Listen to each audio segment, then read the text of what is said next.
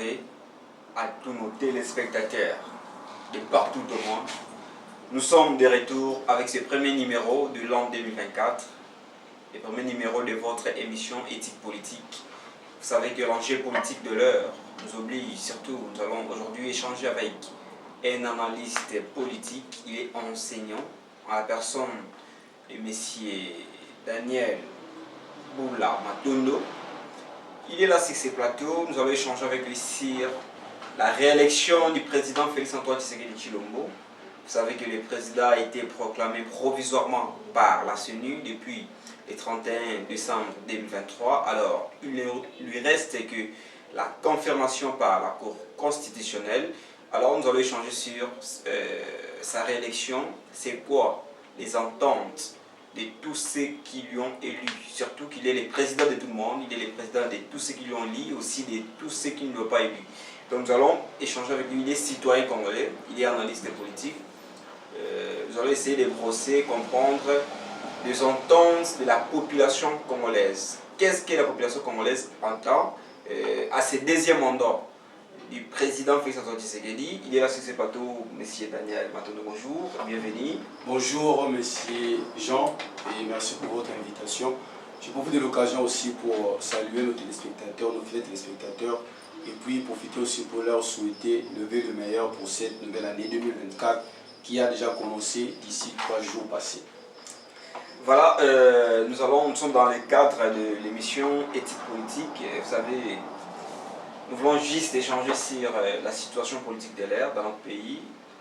Là, il y a quelques jours que le président de la République, Félix-Antoine Tshisekedi, qui était d'ailleurs le président sortant, candidat président de la République à sa propre succession, il a été réélu avec plus de 70%.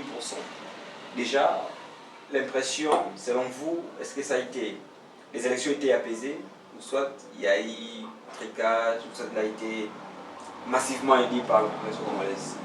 Merci beaucoup pour la parole m'accordée. Par rapport à cette question, je pense que l'heure n'est plus à revenir sur ce qui a été les élections.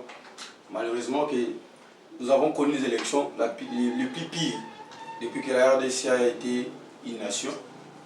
Nous avons vu en 2006, en 2011, en 2018. C'est vrai, toutes les élections n'ont pas toujours été parfaites. Et on dit toujours que la perfection n'est pas humaine. Ah ouais. Est-ce que M. Kadima et l'ensemble de son équipe nous ont présenté comme élection en 2023? C'est un pur cauchemar. Et si les Congolais étaient en train de rêver et qu'on demandait aux Congolais de se réveiller et puis de retourner dans un profond sommeil pour rêver la même chose, je ne pense pas que les Congolais seront prêts à pouvoir vivre encore un tel scénario. Parce que déjà au niveau des chiffres, parce qu'on dit si les prémices est ça, la masse sera aussi. Déjà les élections, si on ne regarde pas seulement la fin des élections, on commence à regarder ce que Kadima nous a proposé depuis le début du processus. Vous allez comprendre qu'il y a un fiasco. Bon, nous ne sommes pas là en train pour débattre sur qui était le vrai vainqueur des élections. Nous sommes là pour analyser, mais sinon déjà le départ a été fauché. Selon vous, le départ déjà a été fauché. C'est plus maintenant le temps qu'on puisse parler de l'organisation de ce scrutin, soit de ces processus, de le début jusqu'à l'élection. L'air est maintenant surtout à comprendre. Est-ce que vous pensez vraiment que le président Tshisekedi, après avoir été proclamé président de la République, qu'est-ce que les Congolais peuvent attendre de son second mandat, lui étant que président? Déjà, je m'aimerais rappeler au président qu'il est le président de tous les Congolais. Surtout, quand nous avons vu M. Kadima proclamer les élections, nous avons vu les chiffres à la télévision. C'est 13 millions de Congolais qui lui ont donné leur confiance. Et je m'aimerais dire que les 13 millions de Congolais ne sont pas tous les gens de l'IDPS, encore moins de l'Union sacrée. Ça prouve que c'est toute la nation, de toute tendance, qui ont eu l'idée de se mettre derrière, de s'allier derrière la vision du chef de l'État. Alors, si nous regardons la RDC, depuis que nous avons été une nation, et depuis l'accès à l'indépendance, aujourd'hui, notre pays compte beaucoup de défis. Et surtout que le premier mandat du président de la République a été vraiment, je ne sais pas comment les dire avec des termes précis, mais nous avons vu comment est-ce que le président était le premier. Voilà, il était le premier lui-même à pleurnicher depuis le début de son mandat. Lorsqu'ils étaient en coalition. Il y a eu un mariage que les autres ont traité des mariages contre nature avec l'Union, la FCC, le Fonds commun pour le Congo, avec à sa tête l'autorité morale Joseph Kabila Kabang. Nous avons vu comment est-ce que des ans se sont écoulés. Il n'y avait rien de pragmatique. On a vu des discours, on a connu les 100 premiers jours du chef de l'État, on a vu ce qui a été ces projets qui ont tourné à une série, malheureusement, que la fin n'a pas eu vraiment, comment pourrais-je dire, n'a pas eu une fin que tous les Congolais attendaient. Il y a eu détournement par ici, détournement par là. Mais par rapport à ce deuxième mandat, les Congolais ont des attentes multiples. Il suffit seulement de regarder autour de nous, nous sommes habitants des quartiers, précisément je reste à Mongafola. Il suffit de regarder autour de nous à proximité, vous allez voir qu'il y a des attentes multiples de la population. Et ces attentes-là sont fondées sur 3 droits que j'aimerais rappeler ici rapidement. Il y a les droits à la vie, il y a les droits à la dignité et nous avons les droits à l'encadrement. Et s'il faut déjà commencer par aborder le premier point, les droits à la vie. D'abord, ici, il y a 3 volets, ou 4 volets, j'aimerais les brosser rapidement. Il y a d'abord le volet social. Les peuples congolais attendent du président de la République et du futur gouvernement l'amélioration et puis une bonne politique sociale qui sera axée sur des résultats et non sur des discours. Au Congo, je dis toujours à des amis qui sont autour de moi, à des collègues, camarades, que les Congolais ne souffrent pas des textes. Les Congos ne souffrent pas des textes. Les textes, il y en a. Les lois, il y en a. Mais les Congos souffrent d'un problème qui est l'applicabilité de ces textes. Et je pense que si aujourd'hui on pouvait même suspendre l'Assemblée nationale et suspendre le Sénat, avec les textes que nous avons, je pense que si on le met en pratique, on saura quand même avancer. Si pas aller jusqu'au bout, mais on sera déjà en train de quitter le point A et d'avancer vers le point B. Et cette applicabilité, vous pensez que ce sont les hommes qui ont travaillé l'autre fois avec le président Tshisekedi, ou soit ça a existé depuis que les Congo est Congo? Malheureusement, c'est un problème, je me dis que c'est dans l'ADN du Congolais. C'est dans l'ADN du Congolais. C'est pourquoi notre héros national, les gens comme Emery Patrice Lumumba, n'a pas été compris par ce qui est autour de lui. C'est parce qu'aujourd'hui, on ne peut plus parler individu. Le Congo actuel a besoin de gens qui pensent la République, qui pensent la nation, qui pensent le bien de tous. Mais malheureusement, ceux qui ont été avec Mobutu à l'époque ont traversé pour travailler avec Kabila. Aujourd'hui, ils ont été avec Fachi au premier mandat. Et malheureusement, je ne suis pas prophète, mais je peux vous dire clairement, ils seront là. Et on ne sait pas à quoi s'attendre réellement. Mais sinon, ils peuvent nous écouter. Nous appelons à ce qu'ils prennent le temps de réfléchir la nation, de penser au Congo et non aux individus. Comme vous étiez en train de brosser, vous avez dit qu'il y avait un problème d'abord social, et puis vous étiez en train d'énumérer. Oui, à part le volet social, toujours dans le droit à la vie, à part le volet social, et toujours dans le volet social, il y a, comme je dis, il faut que les projets, ou encore la politique sociale, soient axés sur les résultats. Il y a certains éléments sur lesquels la politique, ou encore les politiques, c'est-à-dire le chef d'État et son gouvernement, devaient établir sur ces points-là. Il y a l'accès à l'eau potable. Vous savez, aujourd'hui, on peut parler de social développement d'un être humain sans pour autant que cet homme-là ait accès à l'eau potable. On dit que l'eau, c'est la vie. Mais si nous regardons la configuration actuelle, si nous regardons la politique de gestion de notre pays, surtout en matière de l'eau potable, je me pose toujours la question, est-ce que la régie des eaux existe toujours? On a grandi, on savait qu'à Mongafoula, il y avait l'eau en abondance. Il y avait l'eau qui était là à tout moment. Et quand nous sommes arrivés à Mongafoula, on a trouvé de l'eau, mais ça fait pratiquement 5 ou 7 ans que l'eau n'existe plus à Mongafoula. Et nous avons, actuellement, nous avons le phénomène de forage. Nous, on n'a jamais connu de forage. On a connu des forages à Maboulou, on appelle ça des Maboulou. Il fallait traverser les rivières pour aller trouver de l'eau au cas où la régie des eaux ne donnait pas de l'eau pendant un certain moment. Mais aujourd'hui, c'est monnaie courante. Si vous traversez des avenues à Kinshasa, ne vous étonnez pas de retrouver 5 forages sur une même avenue. cela prouve à suffisance que la politique, en ces termes-là, l'accès à l'eau potable, alors que c'est parmi les besoins fondamentaux. Et à part ça, nous avons l'accès à l'électricité. On ne peut pas parler de développement si on ne parle pas d'industrie. On ne peut pas parler d'industrie s'il n'y a pas de transformation. Et on ne parle pas de la transformation s'il n'y a pas d'énergie. Alors que nous savons que la RDC regorge beaucoup de potentialités. Un jour, je suivais un analyste politique à la télévision. Il a dit une chose, un élément important, que la RDC peut s'en passer de ce que nous appelons le minerai. La RDC vivra toujours. Parce que la RDC regorge beaucoup de potentialités. Même avec l'énergie seulement que nous possédons, nous pouvons faire mieux. Les Congolais peuvent vivre mieux. Donc l'accès à l'électricité, c'est très important. Aujourd'hui, nous avons la montée des nouvelles technologies d'information et de la communication. Et tous ces outils-là ont besoin de l'énergie. On ne peut pas exercer une activité. Par exemple, vous avez votre bureautique, vous avez votre chaîne de télévision. Quand il n'y a pas d'électricité, c'est difficile. C'est difficile, je m'excuse, c'est difficile. Donc, les Congolais doivent avoir accès à l'électricité. Et un autre point, toujours dans le cas du social, on parle de l'accès à tous aux produits de première nécessité. Vous savez, aujourd'hui, le Congolais ne veut plus parler de la famine. On ne veut plus parler de la malnutrition au Congo. Ça, c'est une honte en plein 21e siècle. Voir des gens... Un pays potentiellement riche, en sol et sous-sol. Et un scandale géologique. Il y a des nations qui ne vivent que de ce que la RDC a. Aujourd'hui, en termes de minéraux, la RDC a plus de minéraux que les autres pays. Si vous allez à Sénégal, si vous allez voilà, de l'arachide. Alors qu'au Congo, on produit l'arachide. Et au Cameroun, les bananes font affaire. Mais au Congo, ici à Tchela, si vous allez de l'autre côté là-bas au Congo central, on produit des bananes.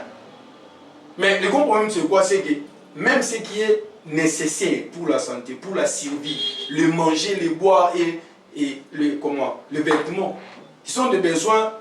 Je suis enseignant, comme l'avait dit, je suis enseignant et j'enseigne la technologie aussi en 7e année, 8e année. Nous avons ce que nous appelons les 3 besoins fondamentaux de l'homme. Nous avons l'habitation, nous avons la nourriture et nous avons les vêtements. Si aujourd'hui les Congolais n'ont pas accès à ces produits comme nécessité, c'est un problème. Les foufous aujourd'hui, c'est un problème. Les maïs, c'est un problème. Alors que nous savons que les Congolais aiment manger. Et aujourd'hui, sous d'autres ici, on ne parle plus des... Quand on parle des problèmes de l'État, les manger ne figurent pas sur la liste des problèmes que l'État doit résoudre. Et au Congo, quand on parle social, jusqu'à présent, nous tablons encore sur ces choses. Les maïs, les sémoules, les sucres. Aujourd'hui, le lait, c'est un luxe. Permettez-moi de vous le dire, aujourd'hui, le lait, c'est un luxe. C'est un luxe. Et j'aime mon pasteur, mon père de la foi, qui disait Coupé Saraba, il y a rouge, il y a beaucoup de familles. Et c'est une réalité. Vous savez, il y a des gens, il y a des enfants qui sont nés. S'ils ont eu le temps de prendre suffisamment le lait, c'est pendant qu'ils étaient encore les nourrissants. Et après un certain âge, ils ont oublié catégoriquement les goûts du lait. Et quand on parle du lait, je ne parle pas de ce que nous achetons à sachet en vrac. On ne sait même pas c'est fabriqué sur base de quoi, à l'aide de quoi. Je parle du lait. Et aujourd'hui, est-ce que le Congo manque de vaches? Est-ce que le Congo manque de moyens pour donner à sa population? Est-ce que le problème c'est seulement l'État congolais ou soit c'est d'abord l'homme lui-même qui est peut-être paresseux, qui ne veut pas produire? Parce que le fait déjà de soulever que nous manquons de maïs, aussi longtemps que les gens pouvaient cultiver, est-ce qu'il faudrait aussi que les gens aussi se mettent à travailler? Il faudrait qu'il y ait des travaux manuels ou soit il faudrait que l'État puisse seulement mettre en place les industries de transformation? Je vous dis déjà que si on parle aujourd'hui, si les gens jettent les draps sur, ou encore l'éponge sur, non pas seulement le gouvernement, si la population, je dirais que c'est faux. Je vous dis, le peuple congolais, c'est un peuple bosseur, c'est un peuple qui travaille. Si le peuple ne travaille pas, on n'aurait pas cette quantité qu'on retrouve dans le marché. Le grand problème, ce sont ceux qui sont à la tête du pays, ceux qui ont la position. Parce que on vient de passer aux élections, on a passé à un processus des élections. Le peuple, ceux qui étaient là, ils sont venus pour demander les pouvoirs au peuple. Quand le peuple te confie son pouvoir, le peuple attend maintenant que tu lui proposes des initiatives et il va adhérer à ces initiatives pour que le pays se développe. S'il n'y avait pas de Congolais qui travaillaient, on n'aurait même pas ces grains de maïs qu'on retrouve aujourd'hui sur le marché. Ça prouve que les Congolais travaillent. S'il n'y avait pas des Congolais qui travaillaient, aujourd'hui, ces mamans qui viennent, vous voyez des mamans qui vont de l'autre côté là-bas vers si c'est Ngidinga, je ne sais pas quoi, Tampa, et qui chaque jour, une maman qui a déjà dépassé la soixantaine d'âge, et avec des bottes, des cônes, comme on appelle à Kinshasa, sur la tête. Et tu vas dire que cette femme-là n'est pas travailleuse, c'est faux. Ce sont ceux qui sont à la tête du pays. C'est à qui on donne les pouvoirs. C'est à qui nous confions notre avenir pour les 5 années qui arrivent. C'est à eux de voir comment faire en sorte que les Congolais adhèrent aux initiatives pour que le Congo avance. Donc, parmi vos attentes, parmi les attentes de la population congolaise, vous avez parlé du social et puis vous étiez en train d'énumérer, parce qu'on parle ici du social. Après voilà, le deuxième volet, toujours dans le social, nous avons le volet environnement et santé. Vous savez, on dit la santé n'a pas de prix. Et la bonne santé est un droit garanti de la population. C'est-à-dire, ceux qui arrivent au pouvoir ont l'obligation, je dis bien l'obligation, de garantir le bien-être de la population. Et parce que déjà, quand le président prête serment, il y a un certain nombre d'engagements qu'il prend vis-à-vis de la nation congolaise. Pour ceux qui l'ont voté, même pour ceux qui ne l'ont pas voté, parce qu'il est président de la République. Ce n'est pas le président d'une partie, ce n'est pas le président d'une province, c'est le président de toute une nation. Et alors, aujourd'hui, on ne peut pas avoir des gens, on ne peut pas penser à un pays qui se développe si la population est malade. Un homme malade ne travaille pas. Un homme malade ne réfléchit pas. Un homme malade ne sait pas comment faire exercer même ses facultés mentales. Alors, mais depuis l'enfance, nous avons appris que la première règle de la santé, c'est la propriété, n'est-ce pas? Oui. Mais quand on parle de la propriété, nous voyons un environnement salubre et sain. Mais il suffit de regarder Kinshasa. Vous allez voir que cette notion, je ne sais pas si... Nous avons connu les je ne sais pas si, voilà, je ne sais pas si les gens qui viennent à la tête de Kinshasa, la ville de Kinshasa, n'ont jamais été à l'école primaire. Je me pose la question. Parce que s'ils ont été à l'école primaire, ils auront au moins. Je ne leur demande pas d'aller faire beaucoup d'études sur l'environnement, mais s'ils se souviennent et qu'ils ont été sous les bancs de l'école primaire, ils vont se rappeler de cette propriété, si je peux dire, que la propriété est la règle de la santé. Mais regardez autour de nous. Nous avons connu le projet Kimbopeto. C'est un fiasco, un fiasco. Un monsieur qui a... C'est un projet, vous voyez, j'ai mes papiers avec moi, vous voyez, il y a un contenu. Mais Kimbopeto, c'est un papier vide, c'est comme ce papier mouchoir. Il n'y a que l'entête Kimbopeto, mais il n'y a rien qui s'en est suivi.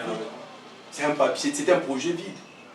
Mais malheureusement, on a lancé le programme, le chef d'État était là. Il était là, mais à la fin, on n'a même pas vu l'implication du chef de l'État par rapport à ça. Oui, c'est vrai, on parle, mais quand les actes ne suivent pas les paroles, on n'aboutit à rien. Lorsque le chef de l'État, après la proclamation par la CENI, lorsqu'il a été proclamé président de la République, il s'est adressé à la population congolaise. Il avait fait un petit meeting devant la cité de l'Union africaine. Il a dit que ça sera son deuxième mandat que la population veut de lui accorder. Sera un mandat d'action. C'est-à-dire, l'autre fois, peut-être il promettait, mais cette fois-ci, il voulait au moins concrétiser. Bon, parmi les attentes de la population, il faudrait qu'il y ait l'amélioration du social, il faudrait qu'il y ait de l'électricité, il faudrait qu'il y ait de l'eau potable, tout ce que vous avez énuméré, la santé. Est-ce que c'est seulement ça que la population congolaise peut attendre de ce second mandat du président de la République? J'aimerais vous rappeler, merci pour la question, j'aimerais vous rappeler ici que ce n'est pas la première fois que le chef de l'État, à qui nous avons beaucoup de références, mais ce n'est pas pour la première fois que le chef de l'État nous parle de Kissalu Mebane. Rappelez-vous, après le fameux divorce entre Cash FCC, le président a rappelé que Kissalu Mebane. On a constaté, nous tous, c'était un constat amer de voir que Kissalu Mebane a quitté, et jusqu'à aujourd'hui, on a continué détournement, promesse sur promesse. Je ne dis pas que le second mandat sera encore un mandat de promesse. Nous espérons tous que les choses changent. Mais il n'y a pas seulement ça. Il n'y a pas seulement la sociale qui intéresse le peuple congolais. Vous savez, j'ai été choqué d'apprendre qu'il y a un adage qui est dit au niveau notre pays voisin qui nous a toujours adressé le Rwanda, que la tête d'un jeune Rwandais vaut 10 têtes des jeunes Congolais. J'étais choqué, sidéré d'entendre cela. Vous savez pourquoi? C'est parce qu'à part le social, il y a un autre aspect que l'État oublie, c'est l'éducation, l'encadrement. L'encadrement. Vous savez, aujourd'hui, parmi les potentiels d'un pays, on ne voit pas que les richesses du sol du sous-sol. On voit aussi la ressource humaine.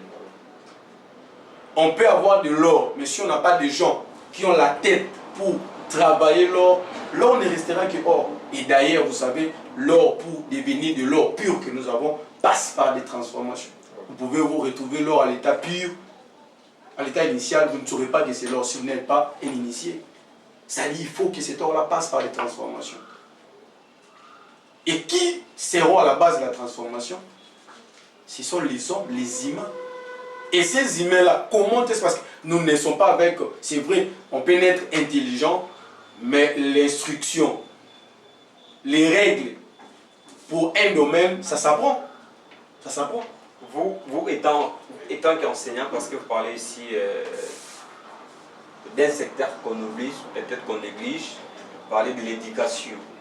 Vous étant qu'enseignant, qu'est-ce que vous pouvez demander au président de la République qui venait d'être réélu? Qu'est-ce que vous pouvez lui demander en ce qui concerne son projet de la gratuité de l'enseignement? Déjà, j'aimerais déjà féliciter le président par rapport à ces risques qu'il avait pris de la prise de pouvoir pour son premier mandat. Il a osé faire ce que beaucoup de gens n'ont pas pu faire. C'est-à-dire décréter la gratuité de l'enseignement. C'est constitutionnel. Voilà, c'est toute l'étendue. C'est constitutionnel, mais il fallait que quelqu'un prenne la discussion, comment dirais-je, prenne l'initiative de pouvoir le mettre en pratique. Parce qu'il y a, comme j'ai dit, les Congos ne souffrent pas des textes. Il y en a beaucoup, mais c'est la mise en application de ces textes. Mais seulement, je suis, comme vous venez de le dire, je suis dans le secteur, ça fait pratiquement 6 ans. Je suis dans le secteur, mais j'aimerais que le président, je n'aimerais pas dire doubler les efforts, il peut même quintupler ses efforts. Parce que l'éducation, on ne peut pas prendre l'éducation à la légère. Tata Madiba avait dit, si vous voulez détruire une nation, il faut commencer par détruire son éducation. Si vous voulez détruire la RDC, il faut détruire son éducation. Vous savez, nous venons de traverser la période de festivité. J'étais choqué en tant qu'encadreur, en tant que responsable et enseignant. J'ai vu comment des enfants, des mineurs même, des mineurs en train de prendre de l'alcool et d'autres étaient déjà ivres. J'ai vu comment les gens criaient des insanités des enfants et puis entourés, accompagnés par des responsables. Et l'éducation ne devait pas être quelque chose qui vient au second plan. L'éducation doit être sur la ligne des mires. S'il y a des choses qui doivent déranger le sommet du chef de l'État, c'est l'éducation de l'homme congolais. Vous savez, l'ancien chef de l'État, que je salue aussi en passant, le sénateur a dit son échec étant chef de l'État, il n'a pas réussi à transformer l'homme congolais. Et je ne voudrais pas qu'après 2 mandats, que le chef de l'État actuel revienne avec le même discours pour nous dire que je n'ai pas réussi à transformer l'homme congolais. Alors qu'il est temps, qu'il mette les temps, qu'il prenne des gens sérieux. Je ne dis pas que ceux qui sont là ne sont pas sérieux, mais je pense qu'il y a des gens qui peuvent faire mieux par rapport à ce qu'ils ont fait dans les quinquennats passés. Donc je pense qu'il est temps que le chef de l'État mette toute son énergie dans l'éducation. Parce que le Congo de demain dépend de ce que nous faisons aujourd'hui comme travail sur le plan de l'éducation. Parce que le président, pour être là aujourd'hui, avant de postuler, on demande un diplôme. Ce n'est pas seulement des papiers qu'on demande, on a besoin aussi de l'expertise. On a besoin que les gens qui arrivent au sommet de l'État ne viennent pas pour tâtonner. Est-ce que le président de la République pourrait aussi faire confiance à la jeunesse congolaise? Il a intérêt. Il a intérêt. Parce que si on ne fait pas confiance à la jeunesse congolaise, elle représente, je n'ai pas de chiffres exacts, mais je pense que c'est plus de 60%. Voilà, plus de 60% de la population. Et il a été élu à 73%. Donc vous voyez déjà que si nous prenons 60% des gens, on peut prendre les 13%, les départages entre les papas et les mamans. Là, ça ne sera pas une récompense. Vous pensez qu'il doit récompenser les gens ou soit il faudrait que les gens puissent mériter? Bon, si je parle de la récompense, Parce qu'on a parlé du système éducationnel, apparemment Voilà. qui est un peu bafoué, qu'on déplore. Est-ce que ces jeunes-là sont vraiment compétents pour travailler? Les grands problèmes, c'est ce que je venais d'énumérer tantôt, c'est les problèmes de l'homme. C'est le problème de l'homme. Vous prenez par exemple, vous prenez celui qui dirige, celui qui est à la tête du ministère de l'enseignement primaire, secondaire et technique. C'est un enseignant au niveau de l'ESI. Ça fait tellement longtemps qu'il n'était pas dans les systèmes éducatifs au niveau secondaire. Au niveau secondaire. Vous voyez un peu ce que ça donne. Il peut être compétent dans les domaines qui lui concernent.